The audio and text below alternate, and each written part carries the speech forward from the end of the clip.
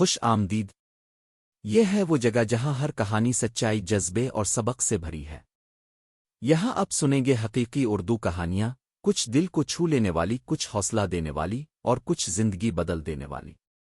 تو بیٹھ جائیں سکون سے اور کہانیوں کے اس سفر میں ہمارا ساتھ دیجیے، کیونکہ ہر کہانی کے پیچھے ایک نیا سبق چھپا ہوتا ہے۔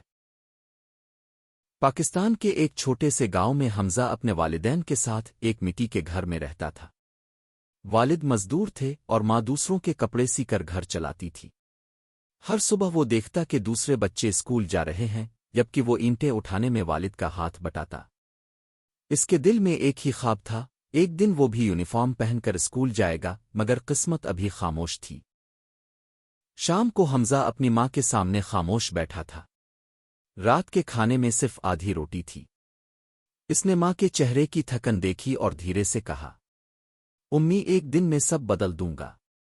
ماں نے مسکرا کر آنسو چھپائے۔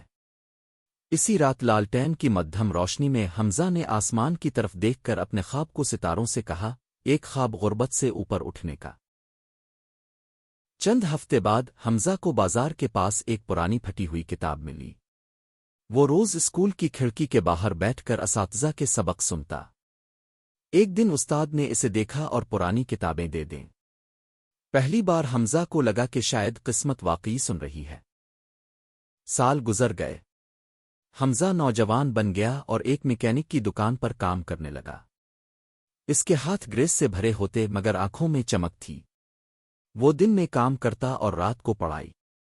لوگ مذاق اڑاتے، کہتے اے پڑھائی سے پیٹ نہیں بھرتا، مگر حمزہ نہیں رکا، وہ اپنے خواب کے لیے مسلسل لڑتا رہا۔ سردیوں کی ایک رات حمزہ کے والد سخت بیمار ہو گئے۔ علاج کے خرچ نے ان کی ساری جمع پونجی ختم کر دی۔ حمزہ نے سوچا کہ شاید اسے پڑھائی چھوڑنی پڑے گی۔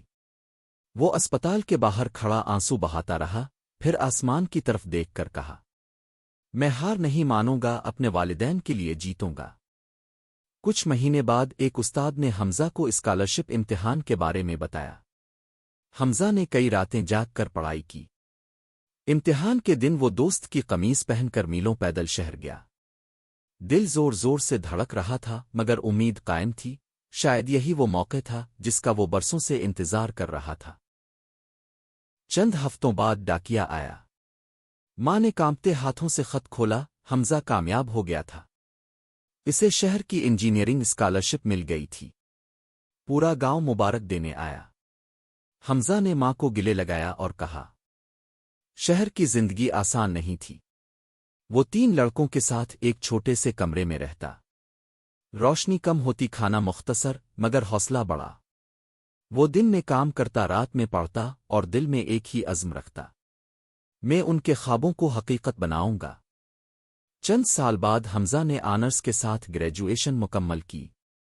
اس کی پہلی نوکری نے اس کے والدین کا خواب سچ کر دیا۔ اس نے اپنے مٹی کے گھر کی جگہ مضبوط دیواریں کھڑی کیں، ماں کو نئی سلائی مشین اور والد کو آرام دہ کرسی دی۔